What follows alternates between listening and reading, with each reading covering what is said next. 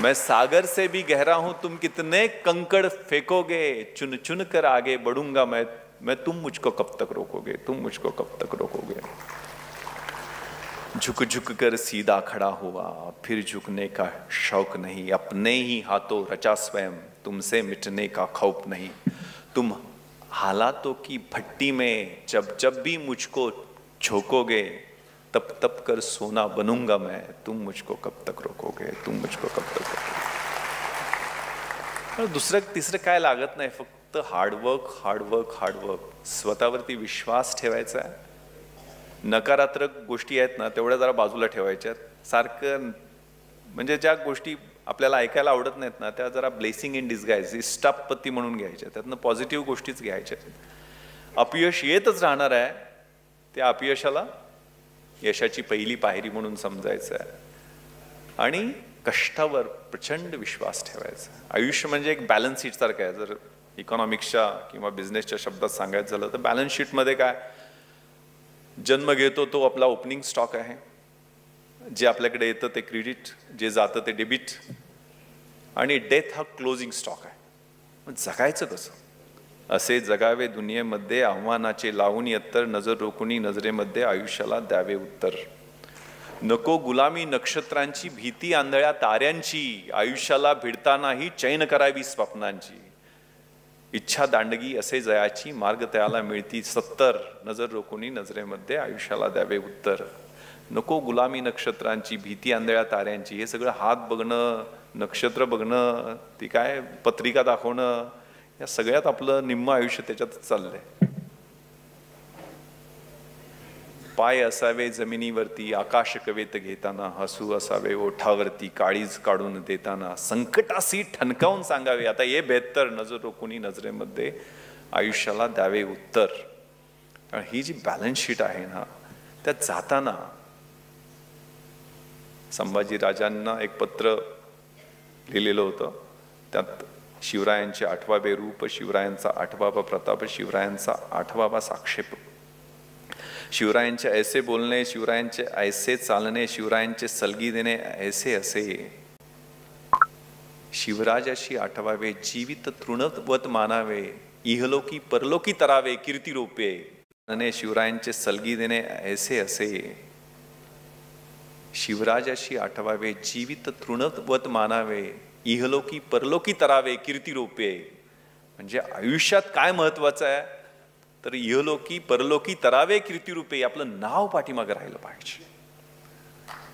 आणि त्या अनुषंगानं हा जो आपला बॅलन्स शीटचा प्रवास आहे, त्यातल्या शेवटच्या त्या कवितेतल्या ओळी आहेत, करून जावे असेही काही, दुनियेतून या जाताना, गहिवर यावा जगास सारा, शेवटचा निरोप घेताना, स्वर कठोर त्या काळाचाही, क्षणभर व्हावा कातर कातर, नजर रोखुनी नजरेमध्ये आयुष्याला द्यावे उत्तर। त्यामुळे ही बॅलन्स शीटमध्ये आपण काय करणार आहोत आणि कशा पद्धतीने आपला आत्ताची सुरुवात आहे ती आपण 20मध्ये असताना, 30मध्ये असताना, 40त असताना आणि 70त असताना, त्यावेळेच्या सुरकुत्या, त्यावेळेचं समाधान आणि त्यावेळी केलेल्या अचिव्हमेंट आपल्या कुटुंबानं ते पावती दिली पाहिजे, मुलांनी पावती दिली पाहिजे, मित्रांनी पावती दिली पाहिजे। हा जगला, हा तत्वांशी प्रामाणिक राहिला, हा शब्दाशी प्रामाणिक राहिला, हा स्वतःशी प्रामाणिक राहिला। त्यामुळे सगळ्यात मोठं यात कुठलं कॅपिटल असेल ते आहे character. when there is righteousness in the heart, there is harmony at home, when there is harmony at home, there is peace in the world, and when there is peace in the world, there is order. So when there is harmony at home, there is peace in the nation, order in the nation, and when there is order in the nation, there is peace in the world. असं APJ Abdul Kalam सरांनी सांगितलं। आणि त्यात सगळ्यात महत्त्वाचं character जे आहे ते आपल्या रोजच्या विचारावरती, वॉच युअर थॉट्स, आपले विचार हे खूप महत्त्वाचे आहेत। त्याच्यातनं दिशा आपल्या शब्दांची ठरते, शब्द आहेत त्यातनंच आपल्या कृती ठरतात, त्या ॲक्शन्स रोज आपण ज्या 21 दिवस ॲक्शन केल्या ना तर त्याच आपल्या हॅबिट्समध्ये रूपांतरित होतात। आणि त्या हॅबिट्स आहेत, चांगल्या हॅबिट असतील तर चांगलं कॅरेक्टर घडतं आणि वाईट हॅबिट असतील तर वाईट कॅरेक्टर घडतं, आणि त्या कॅरेक्टरवरती आपली डेस्टिनी अवलंबून असते। त्यामुळे रोजच्या हॅबिट, रोज काय करायचं, खूप मोठी युद्ध करायची गरज नाही, रोज सगळ्यांची भांडत बसलं तर लय अवघड होईल, शक्य नाही आहे। आपण बॅटल्स चूज केली पाहिजे, खरी बॅटल येईल त्यावेळेला आपण गर्भगडीत होऊन जाऊ। आपले समोरची जी बॅटल्स आहेत ती वाईजली चूज केली पाहिजेत. सुन जू नावाचा एक युद्धशास्त्रज्ञ आहे. इसवी सन पूर्व 522 साली त्यांनी आर्ट ऑफ वॉर नावाचं पुस्तक लिहिलं. 170 पानाचं छोटंसं पुस्तक आहे. त्यात तो म्हणतो की if you know your self knowledge, कारण नॉलेज इन्व्हेस्टमेंट आहे. तुमच्या बिझनेसची नॉलेज, तुमचं स्किल ही इन्व्हेस्टमेंट आहे. तो म्हणतो की if you know your self and if you know your enemy you need not worry about the result of 100 battles. तुम्हाला स्वतःबद्दल माहिती असेल आणि शत्रूबद्दल, म्हणजे कशी स्वॉट प्रिन्सिपल आहे मॅनेजमेंटमध्ये, strength, weaknesses, opportunities and threats.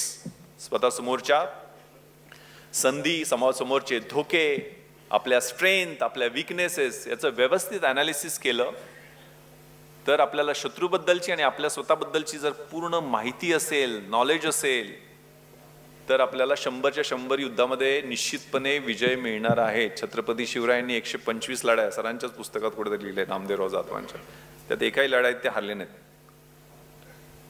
आणि प्रत्येक लढाईत ते दिसायचे. असंही तुम्ही काहीतरी लिहिलेलं आहे की कॉस माद्र नावाच्या एका पोर्तुगीज हिस्टॉरियननं लिहिलेलं आहे की प्रत्येक लढाईत हा राजा कसा काय दिसतो, त्यांचं भूत तर येत नाही ना, कुणी डुप्लिकेट माणूस तर नाही ना.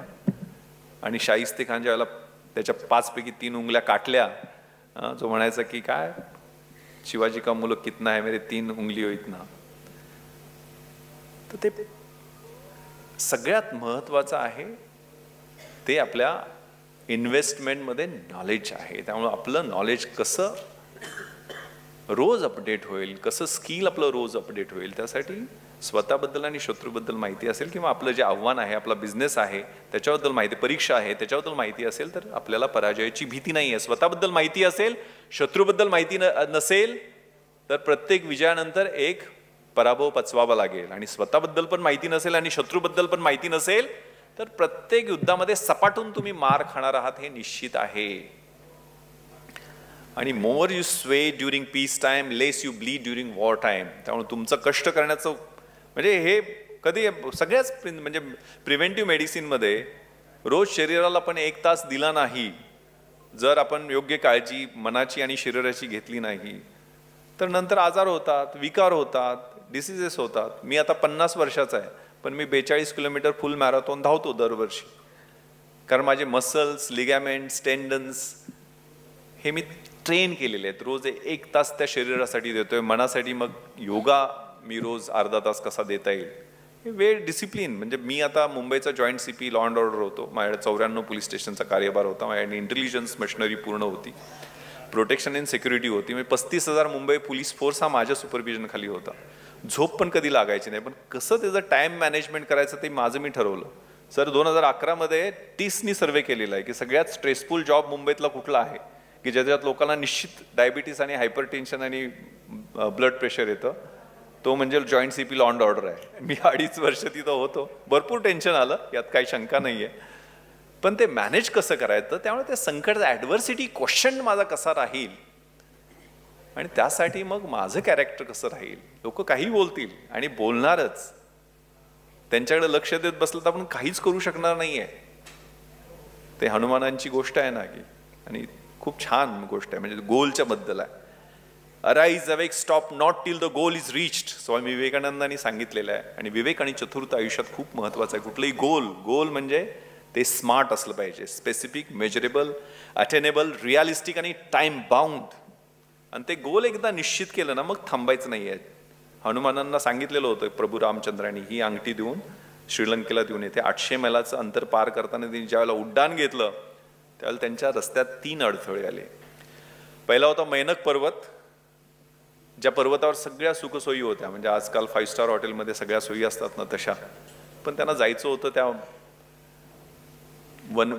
वाटिकेमध्ये, सीतामैया वाट पाहत होत्या. ते थांबले नाहीत, त्यांना तिथं आराम करता आला असते. गंधर्व, अप्सरा सगळे बोलवत होते. The woods are lovely, dark and deep, miles to go before I sleep, miles to go before I sleep. ही वनरा इतकी सुंदर आहे की माझा इथनं पायच निघत नाही, पण मला कुणाला तरी शब्द दिलेला आहे, मला तिकडं जायचं आहे. ते थांबले नाहीत, पुढे गेले. दुसरी होती सुरसा माता. सुरसा म्हणजे एक राक्षसीन होती, जी सर्पाची राक्षसीन होती आणि ती खूप मोठी होती. तिनं अडवलं, म्हणे तुला मी आता खाऊन टाकणार. हनुमानजी म्हटले की मी जाऊन येतो आणि परत मला आल्यानंतर खा. ते भोपळ्यातली म्हातारी होती तशी गोष्टी. ते म्हणे नाही मला तुला जबड्यात माझ्या यावंच लागेल. तर तिनं जबडा उघडला. आपल्याला माहिती आहे हनुमानजी मोठे मोठे मोठे होतात. तर तिनं पण आपला जबडा मोठा मोठा केला आणि हनुमानजीकडे ती क्लुप्ती होती, ते एकदम छोटे झाले, पटकन जबड्यात गेले आणि पटकन बाहेर आले. म्हणजे ते प्रॉमिस पूर्ण केलं. याचा अर्थ एवढाच नाहीये की कधी छोटं व्हायचं आयुष्यात आणि कधी मोठं व्हायचं हे कळलं पाहिजे.